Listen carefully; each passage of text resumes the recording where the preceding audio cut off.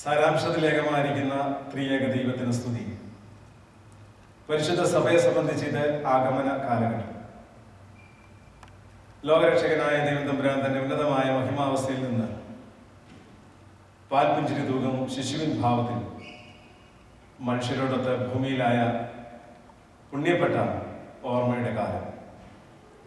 എന്നാൽ ഈ ഓർമ്മകൾക്കപ്പുറമായി ക്രിസ്മസിന്റെ സാരാംശം നാം സ്വീകരിക്കേണ്ടിയിരിക്കുന്നു. നമ്മുടെ വാഴ്ത്തപ്പെട്ട കർത്താവിൻ്റെ രണ്ടാം വരവിൻ്റെ യുഗാന്ത്യ പ്രത്യാശയും പ്രതീക്ഷയും ഈ ക്രിസ്മസ് പങ്കിടുകയാണ്. എന്നാൽ ലോകത്തെ സംബന്ധിച്ച് ഇത് ദീപാലങ്കാരത്തിന്റെ കാലഘട്ടം. എങ്ങും നിറച്ചാർത്തുകൾ, സംഗീതം പെയ്തിറങ്ങുന്ന സന്ധ്യ രാവുകൾ, കുടുംബവും കൂട്ടരും ഒന്നുചേർന്ന രുചിഭേദങ്ങളാൽ ആഘോഷത്തിന്റെ സന്തോഷം പങ്കിടുന്ന നാളുകൾ.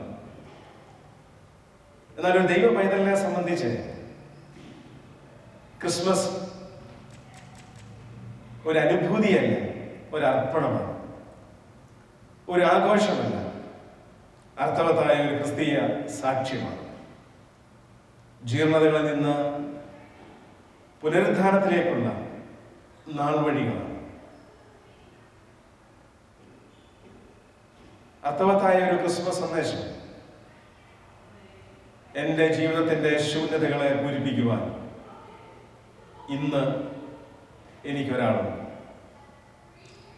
എൻ്റെ ജീവിതത്തിൻ്റെ ശൂന്യതകളെ പൂരിപ്പിക്കുവാൻ ഇന്ന് എനിക്കൊരാളുണ്ട്. അവൻ ഇമ്മാനുവേലായ ദൈവം, നമ്മോട് കൂടെയുള്ള ദൈവം. ഡാലസ് സെഹ്യോൻ മാർത്തോമാ ഇടവകയുടെ എല്ലാ കുടുംബാംഗങ്ങളുടെയും പേരിലുള്ള അനുഗ്രഹമായിരിക്കുന്ന ക്രിസ്മസിന്റെ സന്തോഷവും പ്രത്യാശയും ഒപ്പം പുതുവത്സരത്തിന്റെ നന്മകളും ആശംസിക്കുന്നു.